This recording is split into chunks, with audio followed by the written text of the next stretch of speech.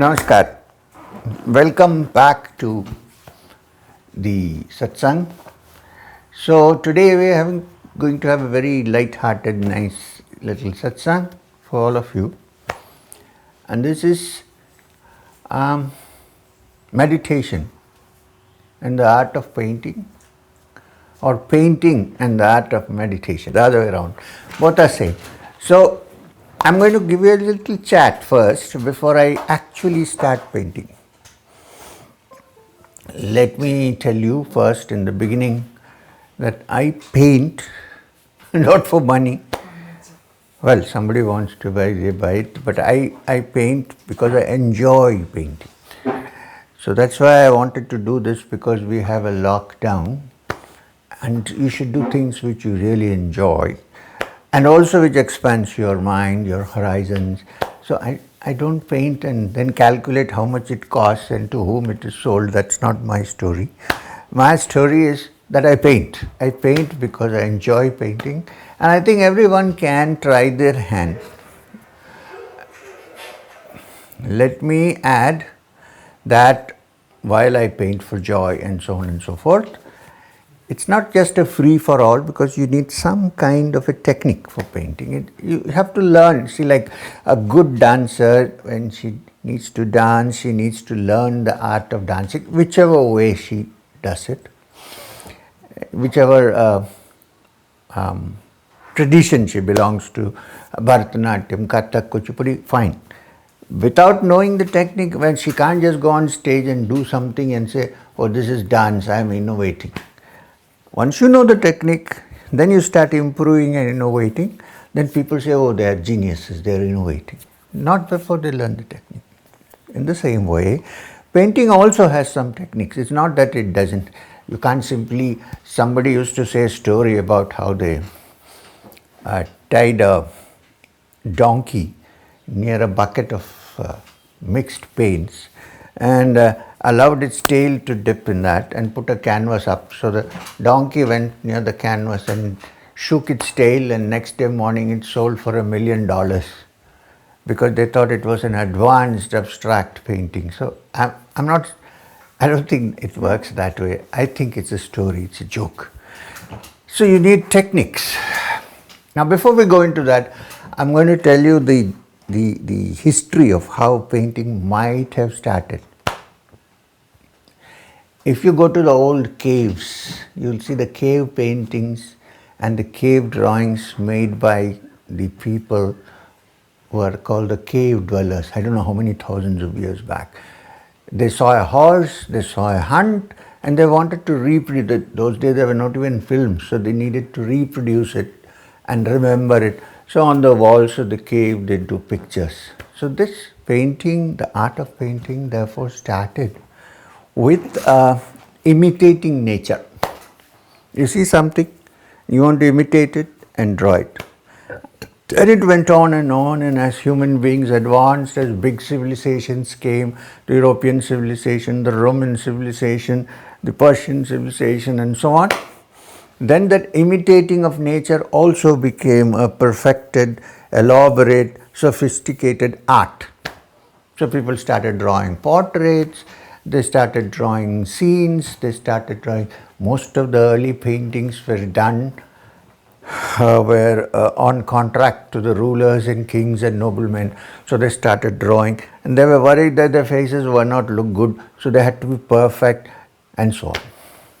So there were these old paintings which are very beautiful. Every little fold in the cloth is seen, the face is nice, the gold is glittering as if it's really gold, and so on. Then came photography. When photography came, you could get things so accurately no painter can get it. No painter can take a resemblance of somebody as clearly and accurately as a photographer. So what happened? The value of a painting, because it looks like somebody, slowly began to go. Of course, a painter can make it glow in a certain way, which a photographer now you can do digitally, but in those days it was not possible. So what I'm trying to say is, with the advent of photography, the art of painting in which you imitate things slowly began to disappear. Plus you needed techniques to do it. There was no freedom to operate because you had to imitate nature. And when you did the best imitation, people say, oh, this is wonderful. Now imitation, remember, is not a reality, it's an imitation. It's not really creative. It's a technique. You master it and you can do it. So then came the modern age of Renaissance painting and modern art, and people like Pablo Picasso. I don't know if you have gone to Paris. You can spend 2 days in the Picasso Museum. So many works. Now some people think that Picasso maybe didn't know how to draw, paint like traditionally, so he went and with this. No. Some of the earlier paintings, drawings and pictures of Picasso are done, it can beat many of the classical painters. But then he thought that why should I keep imitating nature? Why can't I go creative? Why can't I open up my mind and do that on the canvas too? So he started painting. For instance, you'll see one figure, even in a photograph, or now digitally you can do many things, but generally photograph or even in a paint portrait, you'll see the face from one angle, although there are techniques to make it appear three-dimensional. Picasso started moving out of the traditional approach of imitation. And what did he do? If you see a picture, you will see in a Picasso portrait, this part of the face half, profile half, neck may be somewhere here, the ears may, you put them together and there is the person out there. So see the movement, what's happening. He's slowly coming out of this thing of imitating nature to trying to make things look exactly as they are. For that there is photography, there is digital photo, there are many things. He doesn't have to do that. He's beginning to realize that and move out. Then from that abstractions, he also then found that sometimes when you go into figures, then you have to measure, you have to do all these things. So he decided, what if I don't measure? If I don't get caught by figures, if I don't get caught by length, breadth and dimensions, can I just go freely with the paint depending on my mood and just paint the paint into the canvas so that each person decides what it is all about. You're not teaching somebody what to think, you're allowing people to think freely what it is, and you're just going free with the paint. You're doing, for that also there is an art. If you don't know how to paint, it's like the art of meditation. You need to learn the art, and then after that, when you have done it, you have put the clay into the mold. If you want to see the thing, actually you need to break the mold and take it out. In the same way, even when you do abstracts, you need some form of technique. Otherwise, you can't even apply paint on the canvas. It will just go off. And you won't know what is merging with what. That's not painting. When you start a painting, there is some idea which you want to shall we call it? In your mind there is some idea. It need not be a landscape or a portrait. Even when you do an abstract and you want to play with colors and just open your mind out to the world, there is still a certain idea whether you want something dull and serious and dark, or you want something colorful and open and like flowers in the field. So, and for all that, you need to have a basic technique, how to mix the paint, what to do. Do you use acrylic? Do you use oil paint, watercolor, with a brush, or do you use a palette knife, or what do you do? So these are all little techniques which of course can be learned. But the importance of the painting is how you depict the mood, the good mood, the happy mood, the expanding mood.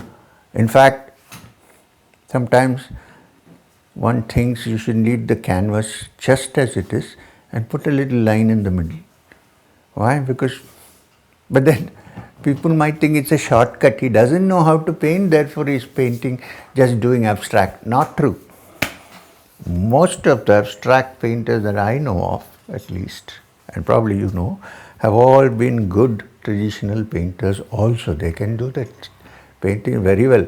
But they think it's a waste of time because you have photographs, you have all these things, so what? So let's break free of norms and structures and then move into, see, this is very similar to Vedanta. in Vedantic meditation. You start with a form, with an image, you start with a sound, and then finally you break free of everything and you come to that where you can freely paint the colors with a brush, where you say, your words cannot convey it, nothing can convey it, so let me go ahead and open up. See that? But for saying that, I need a mastery of my language, right? That is technique. It's not that it is a result of language, but to convey it, you need a language, that is technique. Got it? So, when I paint, here you can see one of my paintings. This is abstract, so people might think, oh, this fellow cannot draw anything, probably he can only do abstracts. So, this is an abstract on a 3 foot by 4 foot canvas, oil on canvas, and it just depicts a flow of crimson, yellow, burnt sienna, orange, it's called the Indian orange, and all together flowing in a certain way.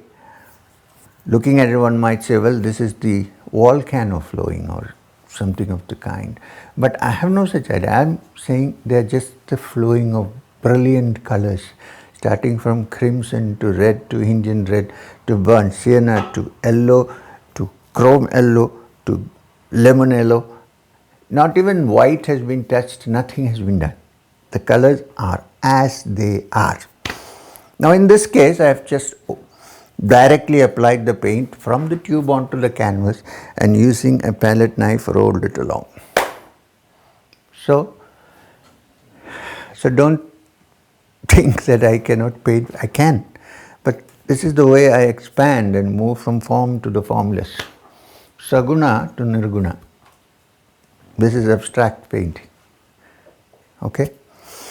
Now I'm going to start a canvas, so you see that I don't just keep talking about it. Many people talk about but don't do. I want to actually do, so you know that one can do it. And I showed you the whole painting. Since you didn't see me do it, it could have been anybody, Shalini or Lakshmi or Deepu or Radha. Somebody could have painted, this is mine only, put an M there at the bottom. It's not like that, I did it. So I'm going to do it here now.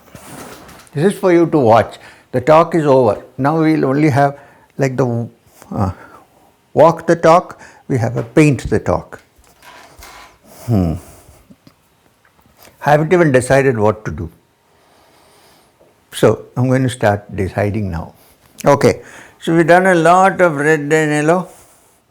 Now I think we should do something blue and dark and then come on to the different blues and see what comes out of it. Okay.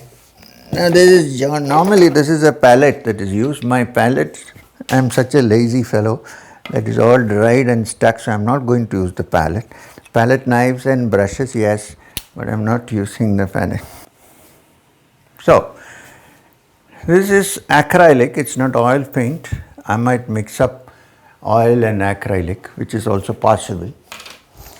And this is a color which, according to Winston and Newton, it's called Windsor blue, blue Windsor. So there goes.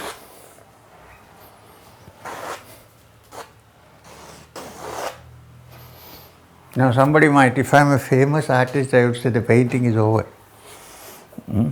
Now if I say that, they'll say this guy is a pretender, he doesn't know anything. So here goes, starting.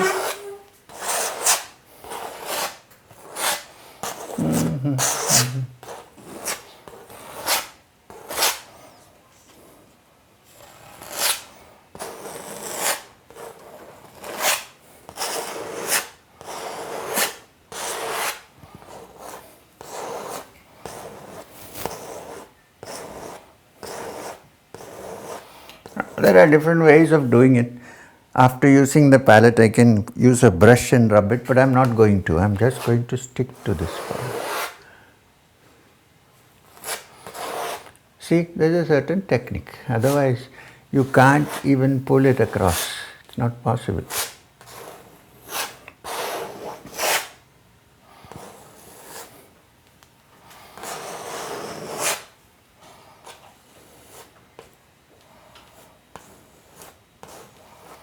How many minutes more do we have?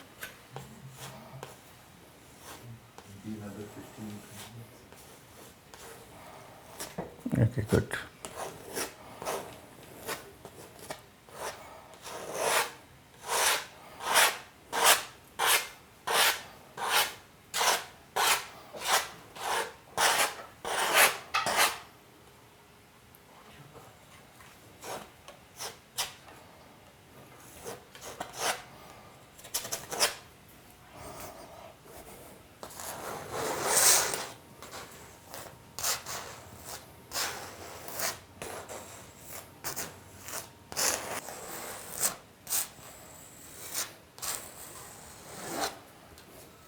So there is acrylic. Usually people do acrylic, only acrylic, but you can also mix oil. You have to watch when it dries because they both dry in different times. Another thing is in acrylic, it's better to use a lighter color first. This is technique. And in oil, it's always better to use a darker color first. In watercolor and acrylic, generally use a lighter color first.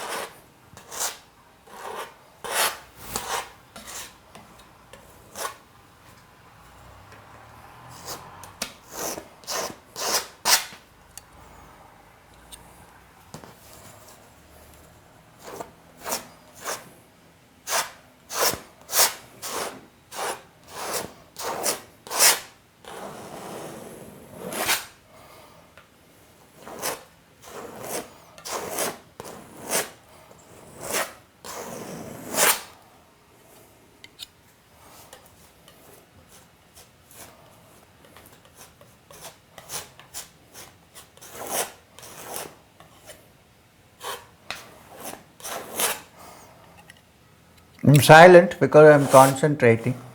I'm not talking, but I'm painting. But in between, I'll talk a little when I feel a little bored of pushing paint onto the canvas with a palette knife. And sometime, maybe this week, during the week, I'll show you a glimpse of the painting that when in finished state, because I don't think 20 minutes we'll see how it goes. So if you are watching with bated breath on how it's going to look when it's finished, please be patient, it may not finish today.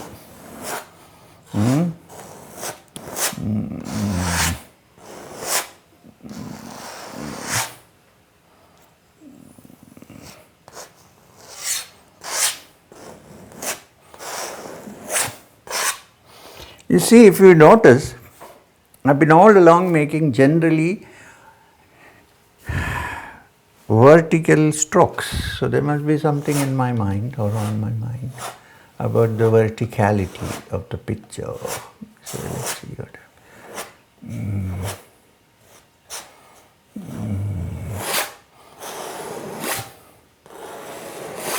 Try and put your mind into my mind and see if you can kind of control the painting. Let's see. What do you think? Huh?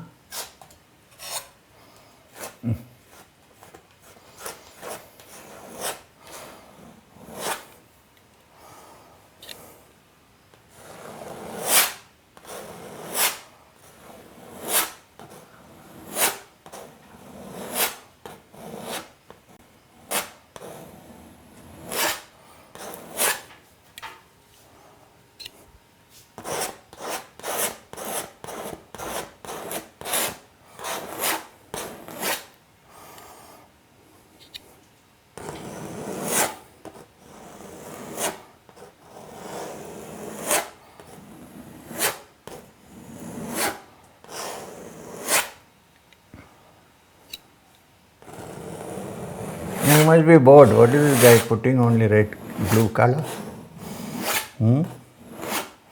Watch. What comes?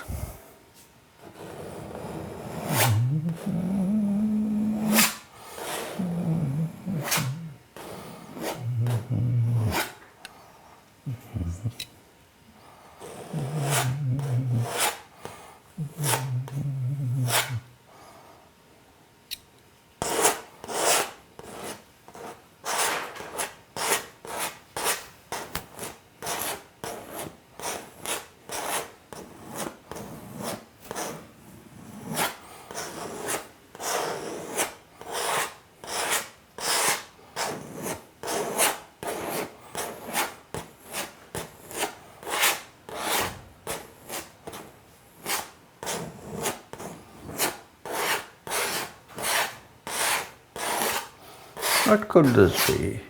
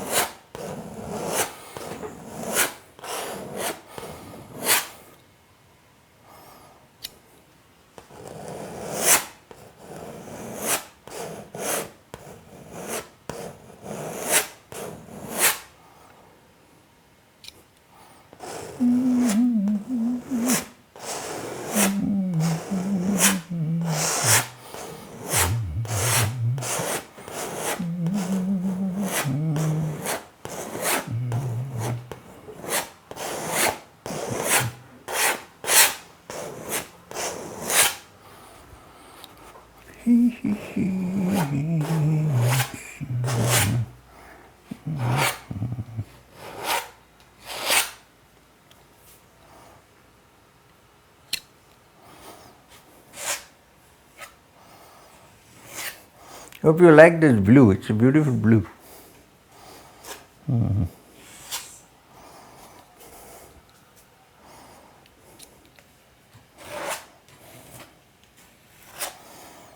Now see, if I pull this way, the whole painting, the whole concept, the whole thing will go. I have to take it up or down. That's the whole thing. If it was not for someone who doesn't know the technique, you go here, here, then here like this, and here the whole thing is a mess.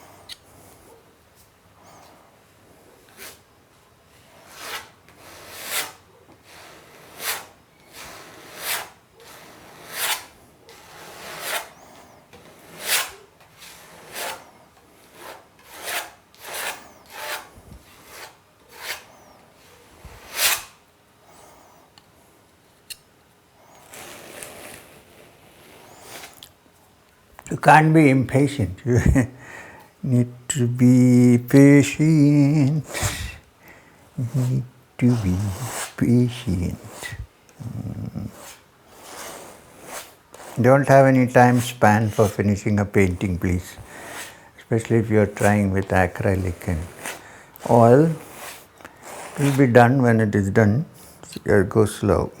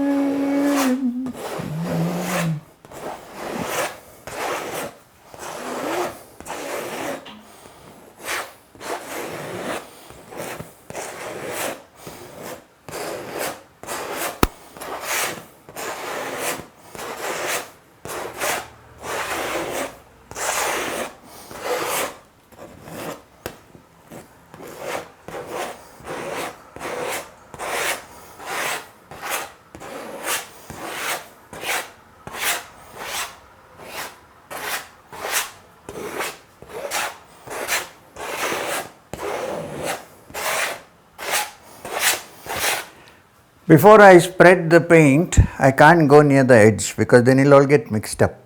I'm trying to maintain the clarity of the same color as much as possible. Then we'll go afterwards. So,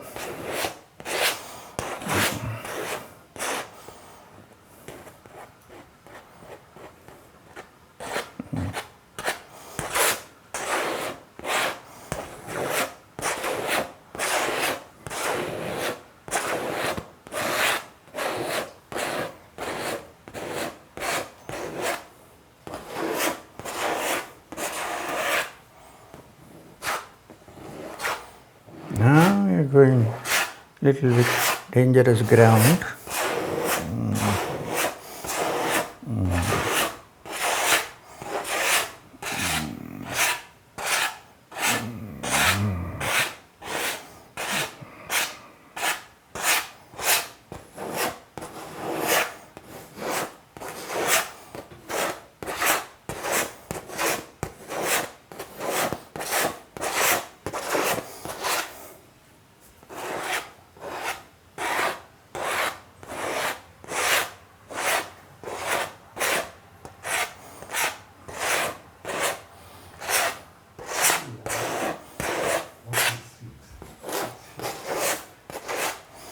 What, Deepu? What is it? Pulp.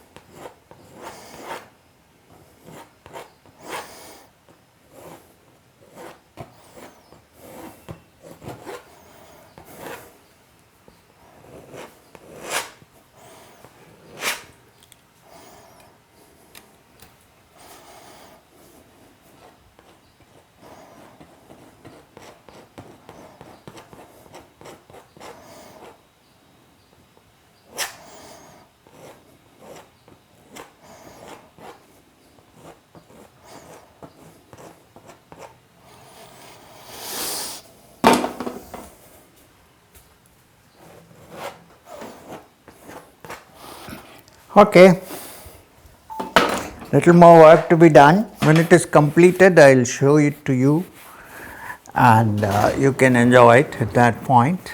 So at the moment, I'm going to stop here right now because our time is up. Little bit more is there. Go guess what it could be, and think about it carefully. Huh? For all you know, it may be nothing but color, but do think about it carefully and let me know. Send me your comments, and one of these days when I have one of the talks, I'm going to turn around and show you in its finished state, if it is to be finished. Thank you very much. This is my dirty cloth. Namaskar.